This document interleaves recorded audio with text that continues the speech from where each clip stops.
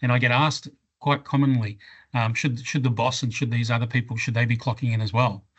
And it's interesting, some bosses would have the attitude, well, I don't need to clock, I'll work whatever hours I have to work. And other people would take the view, well, I might be the boss, but I'm also accountable for my time as well. And then looking at it on a technical perspective, our system, for example, allows you to track who's on site from an HR point of view. So what's wrong with the boss? I mean, Steve and I are the owners of BundyPlus. We clock in every morning, and why wouldn't we? If you're running a business that has 300 people and you want to know who's on site, what's wrong with the boss clocking in? It doesn't matter if the boss turns up at 10 o'clock in the morning. People might go, oh, he's turning up at 10 o'clock and he clocks in. They might not know he works back to 9 o'clock that night or whatever the thing may be. But if that's the case, then you know who's on site. So if you actually have to do an evacuation report, you can find out exactly who's on site.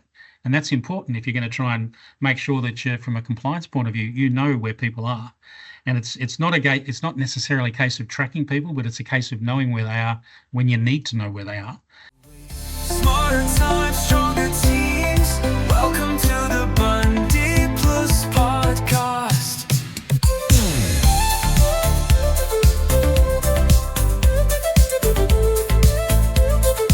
Welcome to the BundyPlus Podcast. Hey everyone, welcome to the BundyPlus Podcast. Today we're chatting about payroll tech, time and attendance, and making those tricky payroll migration as painless as possible.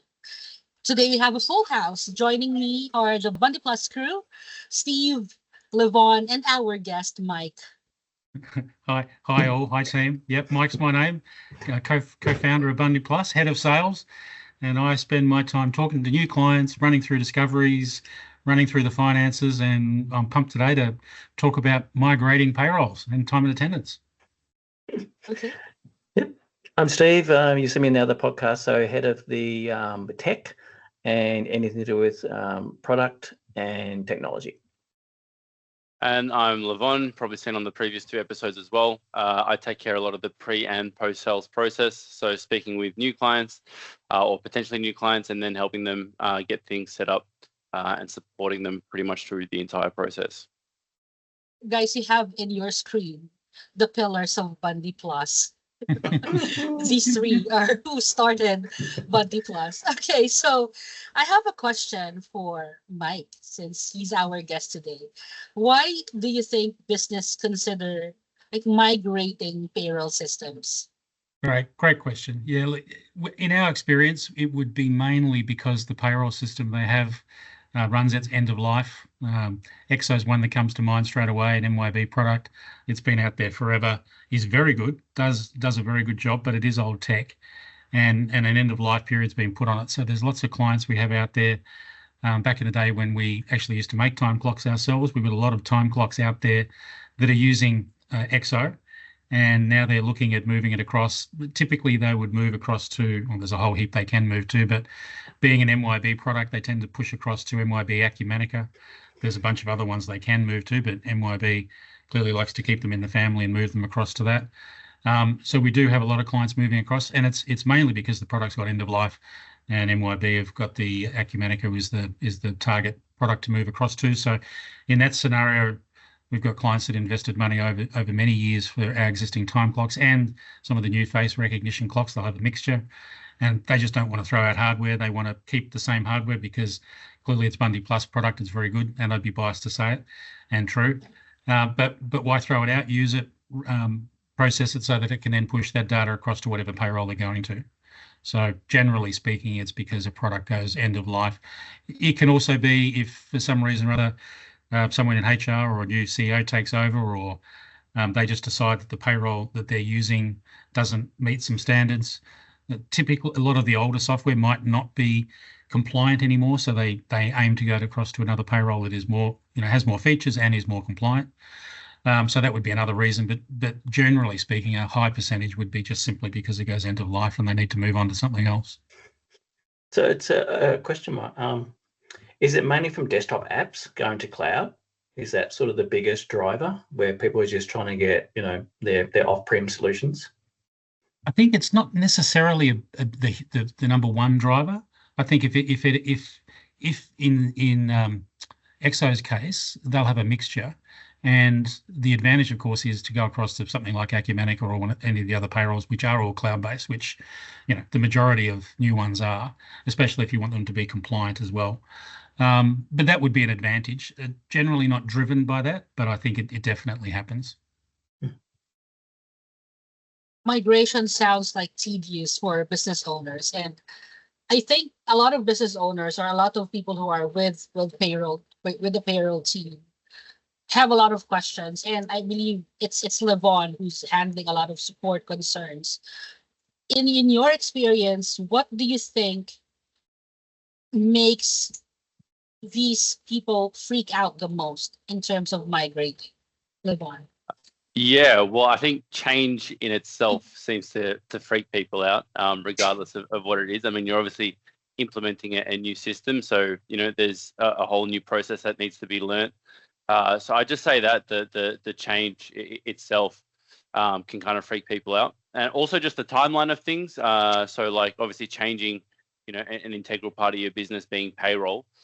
Can take some time, but still with the kind of proper planning, it doesn't have to take that long. We've helped clients migrate in a matter of a couple of days, and we've had others who obviously they're still waiting to get things set up with their new payroll system, and it can be a much more drawn out process. So if you have the right, I guess, procedures in place, it can be or it should be, a pretty smooth process. Obviously, there's always or can be road bumps along the way. And then I would say another one is worrying about maybe losing historical data. And so again, if you do have the proper procedures in place, you can have a means to overcoming that. And then just your users, like your staff, what I was saying about change, having them adapt to a new system. So you want to make sure, everyone is across the board and is, more accepting of the change than resisting it. Yeah, that's one of the things I see a lot on the socials is that change, and with payroll especially, it's about trust, right?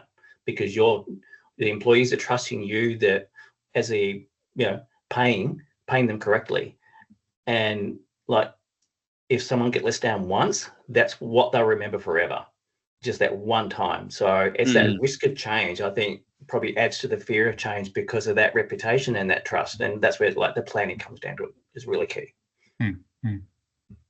So Steve, knowing the apprehensions, the fear, like what you see in socials, and you being the tech guy of BundyPlus, how does BundyPlus make migrations easier for people?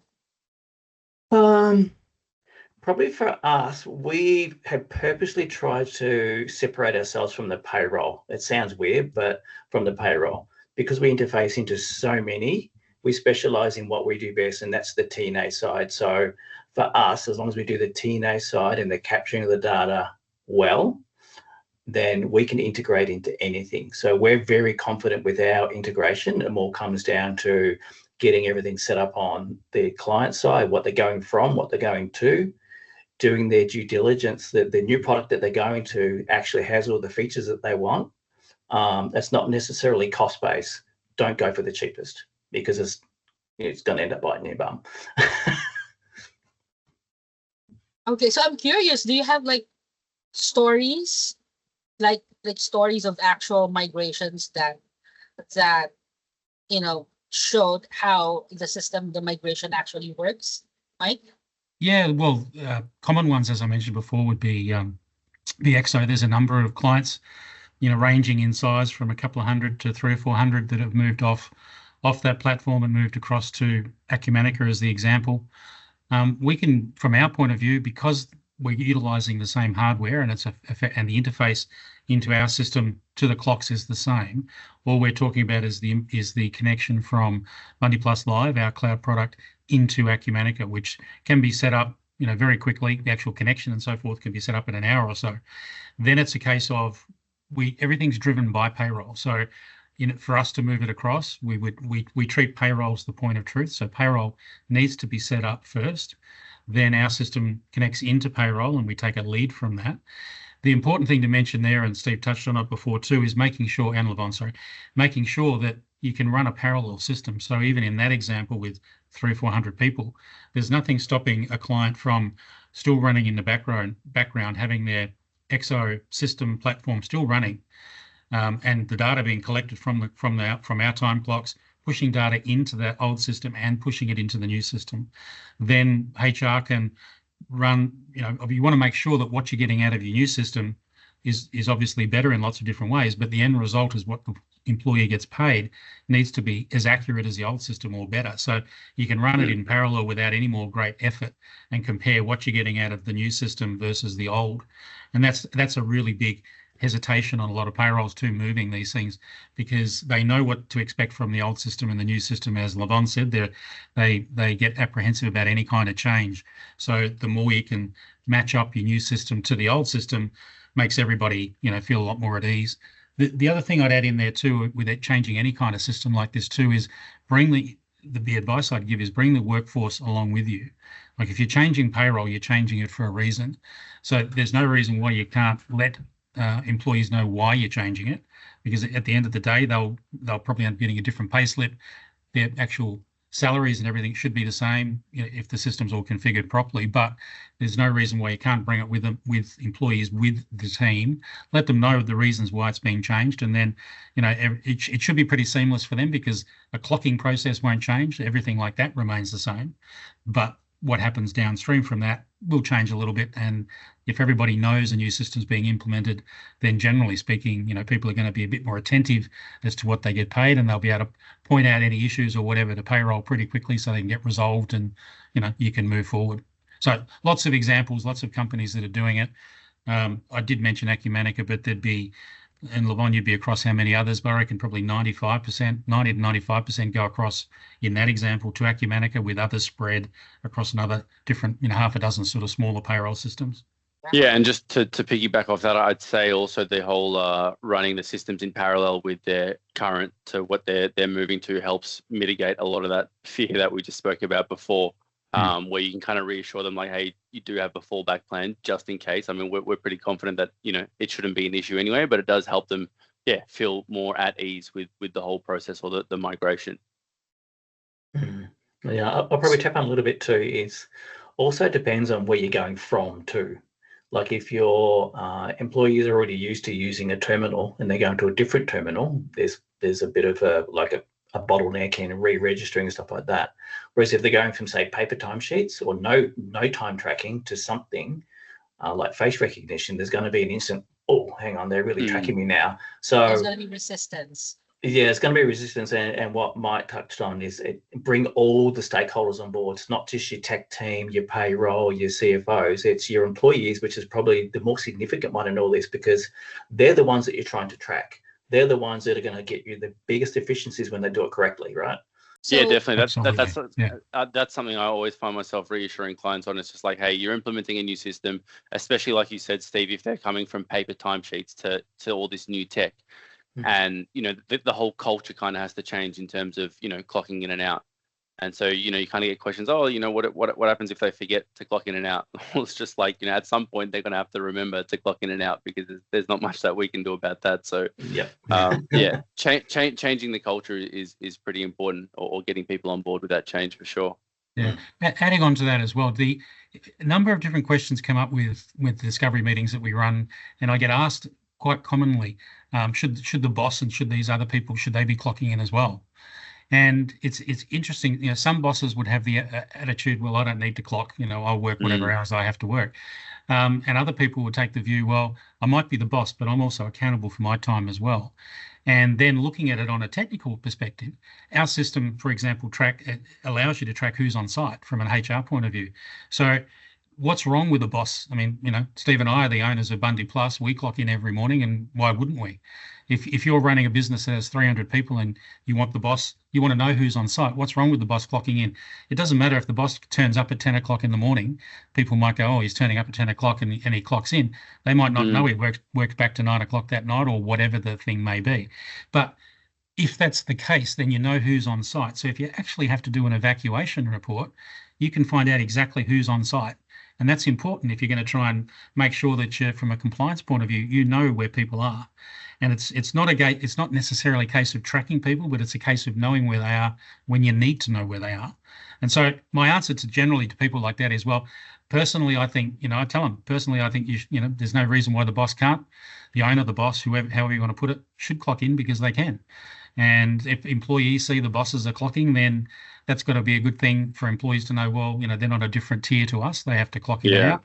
And it brings that synergy of everybody in the team as a team. And that's totally up to the business. There's other, some bosses will say, there's no way in hell I'm going to clock in and out. And that's a decision for the business to make, but I'd always encourage it, frankly. Yeah, we touched on this a lot in the last episode, and do as I do, not what I say. So shameless plugging. If you haven't seen the previous episode, go watch it. Go watch it because we talked a lot about getting leaders accountable for the actions, because employees are looking at their actions and setting them as their role models. Exactly. How to do stuff in the business. So leaders don't forget to clock in. Should not forget to clock in. Okay, so you're gonna say something more, Steve?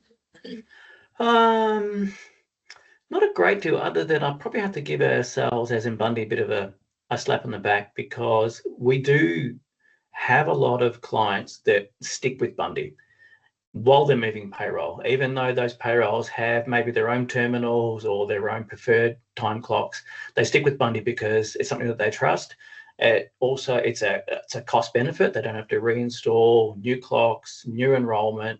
And it's just one less risk that they have to change. Like the common attitude, don't fix it if it's not broke. Well, Bundy's not broke. It's your payroll that's broke.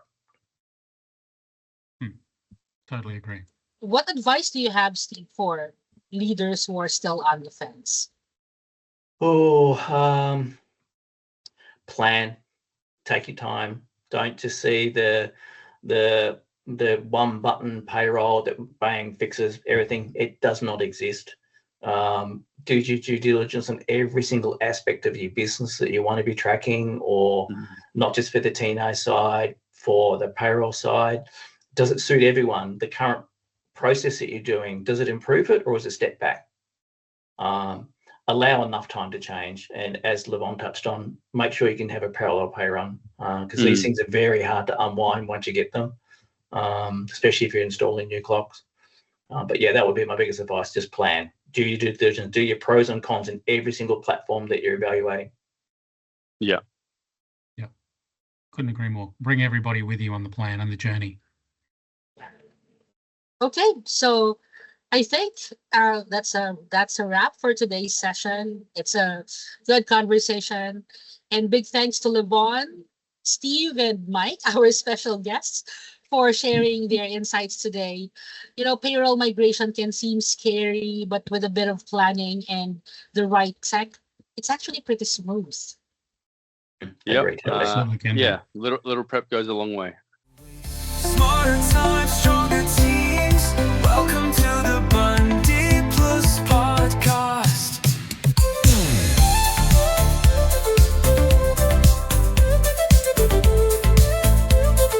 Welcome to the